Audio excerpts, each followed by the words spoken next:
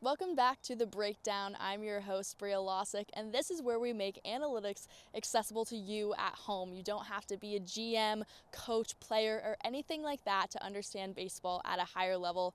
And today, we're going to tell you how to evaluate a hitter beyond just looking at their batting average. Now, batting average is a stat that should be looked at and that most fans can easily identify and know what a good one is and what isn't. But I'm going to tell you why it's not showing the complete picture of what a player is.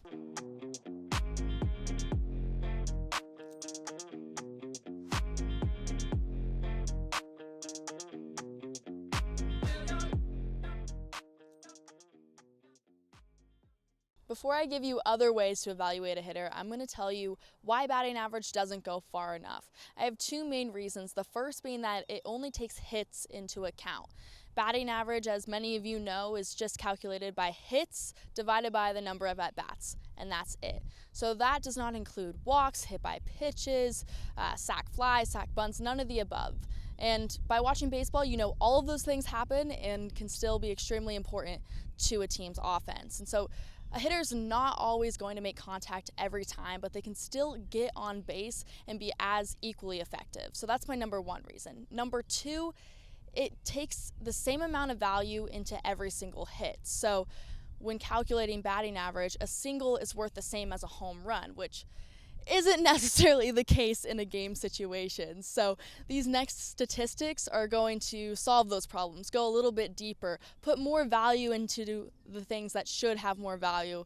And let's just start it right off. We're going to go into three main tiers. So it's going to be easy, medium, and hard. Going to get a lot more complicated as we go on. So the first level is one that you've probably already heard of, and that's on base percentage, or OBP. It's simply how frequently a batter reaches base per plate appearance. So that includes what we talked about before, hits, walks, hit by pitches, all of those. So it goes a little bit deeper than batting average and includes other ways of getting on base. OBP was pretty straightforward, so let's move on to our next tier, the intermediate level, which is OPS, or on-base percentage plus slugging. We already know what OBP is, how many times a player gets on base, but now let's place more value on more powerful hits like we were talking about.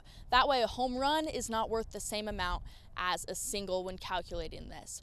So how do you calculate slugging percentage? That's going to be the number of singles plus the number of doubles times 2 plus triples times 3 plus home runs times 4.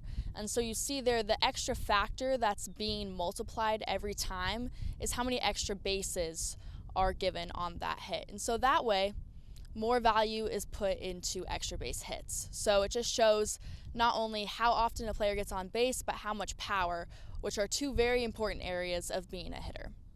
Now let's talk about the final way to evaluate a hitter beyond batting average, and this is definitely the most advanced that we've talked about all video, but let me tell you why I think it is the most complete way to evaluate a hitter, and that is wOBA, weighted on base average. Now just by hearing that you might think, okay, didn't we just do that with OPS? We just put different values and weights onto the different types of hits and they were all worth more depending on how many extra bases. That's what I thought at first too. I said, how is wOBA different than OPS? Well, let me tell you. So what exactly is wOBA?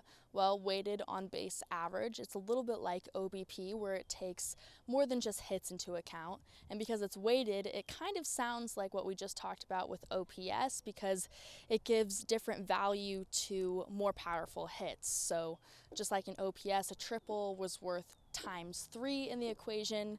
wOBA also has different multipliers, except it's not how many bases per hit. It's actually measured in run efficiency. So what exactly does that mean? wOBA not only tells you that a player got on base, but how they did it, and most importantly, how that at bat translates into runs for the team.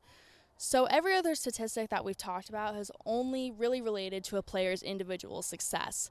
But this goes one step further and shows their value in offensive output for the team. So basically, how many runs do they usually produce for the team at each at-bat?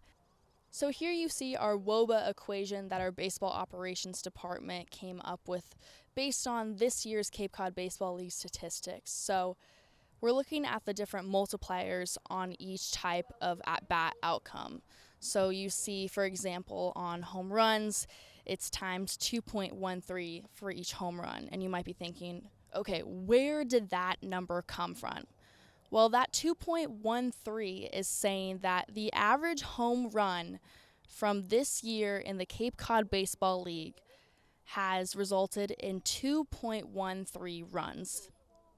So why is wOBA maybe the most complete way to evaluate a hitter?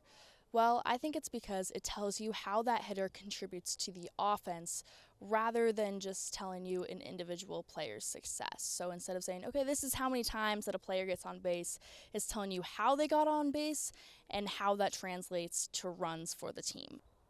That was the breakdown on how to evaluate a hitter beyond just batting average. And remember, batting average is still a great statistic to look at and is still very important and simple to consider when looking at a hitter, but it's not the only thing that you should be considering. I'm talking OBP, OPS, and of course, if you're feeling a little fancy, give a shot at wOBA. If you have any questions about the terms, comment down below, and if you have any other ideas for future videos, also let us know.